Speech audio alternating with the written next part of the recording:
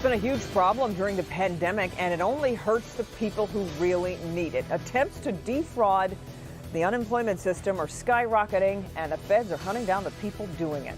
Investigators are going after anyone taking advantage of the system, including a Metro Detroit man who investigators say withdrew nearly $150,000 before he was arrested. Local 4 defenders obtained federal court documents that break down how he was discovered. Karen Drew explains how the scheme spread across 2 states.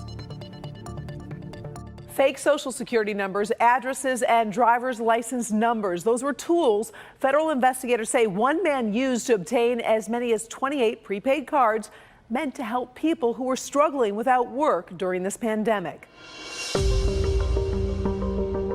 Samuel George Baker is awaiting his day in court.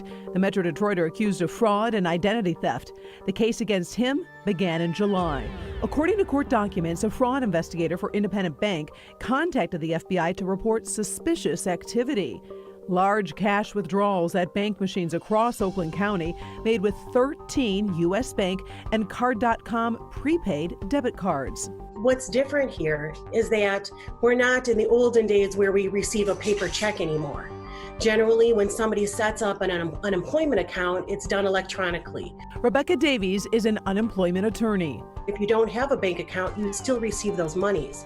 And that is done in the form of a prepaid bank card. And that's where the fraud came into effect here.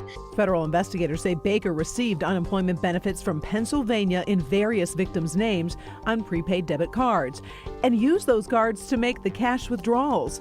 In fact, 12 of the 28 cards identified as used by Baker were issued by U.S. Bank for the purpose of receiving Pennsylvania unemployment benefits. Unfortunately, no good deed goes unpunished. The government tries to assist those in need, and people are going to take advantage of it. The criminal complaint also lays out how Baker filed 3 different claims in Michigan, 2 with fake Social Security numbers.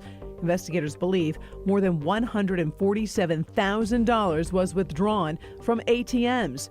$44,000 used to buy a Rolex watch at a Southfield pawn shop, and 2 cash payments to the same pawn shop, one for $53,000 and another for just over $17,000 to pay off debt obligations. It affects the innocent filer who's trying to receive their monies, but now is held up because of the fraudulent claims or possibly some delay in receiving the monies. Karen Drew, Local 4 Defenders.